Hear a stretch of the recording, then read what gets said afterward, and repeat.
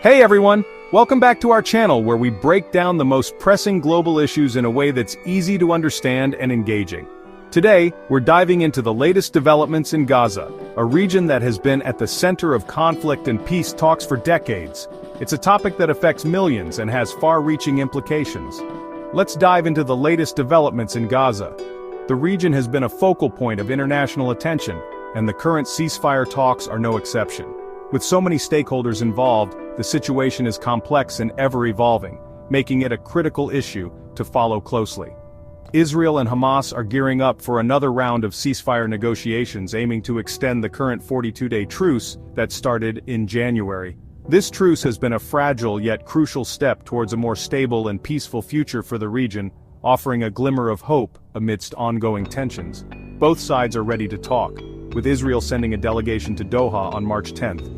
This delegation includes key figures who have been instrumental in past negotiations, indicating the seriousness of these talks. Their presence underscores the high stakes and the potential for significant progress. The focus? Lifting the blockade on Gaza and addressing the residents' needs. The blockade has been a significant point of contention, affecting the daily lives of Gazans and limiting their access to essential goods and services. It's a humanitarian issue that demands urgent attention. Now here's where it gets tricky.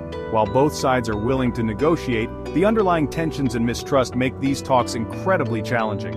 Each side has its own set of demands and red lines that they are unwilling to cross, making compromise difficult. Despite these hopeful talks, recent Israeli airstrikes in Gaza, including one that resulted in 2 Palestinian deaths, show just how fragile this truce really is. These incidents serve as stark reminders of the volatility that still exists, and the challenges ahead. There's also the matter of 59 hostages still held by Hamas.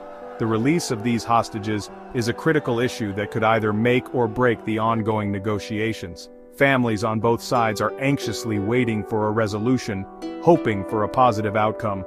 The talks will be crucial in securing their release and forming a governance committee for Gaza. This committee could play a pivotal role in managing the region's affairs and ensuring that the terms of any agreement are implemented effectively, paving the way for long-term stability. Internationally, the U.S. is stepping in, with envoy Steve Witkoff heading to Doha for discussions. The involvement of the U.S. adds another layer of complexity and significance to these talks, given its influence in the region and its historical role in Middle Eastern politics. It's the first active U.S. involvement since President Trump took office. This move signals a potential shift in U.S. foreign policy towards a more hands-on approach in resolving the Gaza conflict, which could have far-reaching implications for the region. Meanwhile, Hamas is also holding separate talks in Cairo with Egyptian intelligence. Egypt has historically played a mediating role in the region, and its involvement is crucial for any lasting peace agreement. Their role as a mediator cannot be overstated. Trump's envoy has hinted that something big could come together for Gaza within weeks. This statement has generated a lot of speculation and hope, but also skepticism given the complexities involved. The world is watching closely to see what unfolds. On another front, European leaders are backing a $53 billion reconstruction plan for Gaza, initiated by Egypt. This plan aims to rebuild the war-torn region and provide much-needed infrastructure and services to its residents, offering a path to recovery. France, Germany, Italy, and the UK see it as a solid path to recovery, emphasizing the Palestinian Authority's role. They believe that empowering the Palestinian Authority is key to achieving long-term stability and governance in Gaza, which is essential for peace. But the US, Israel, and Iran aren't on board.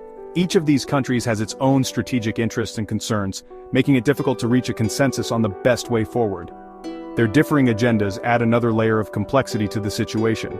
They prefer rebuilding without Hamas, or, in Iran's case, favor a one-state solution.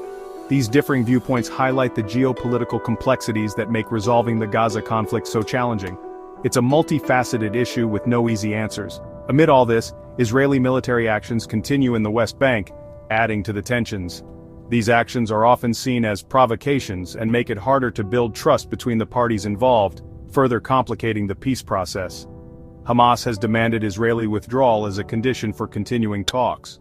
This demand is a significant sticking point, as Israel is unlikely to agree without substantial concessions from Hamas. It's a major hurdle that needs to be addressed. Lastly, Trump's Turnberry Golf Resort in Scotland was vandalized with pro-Palestine graffiti.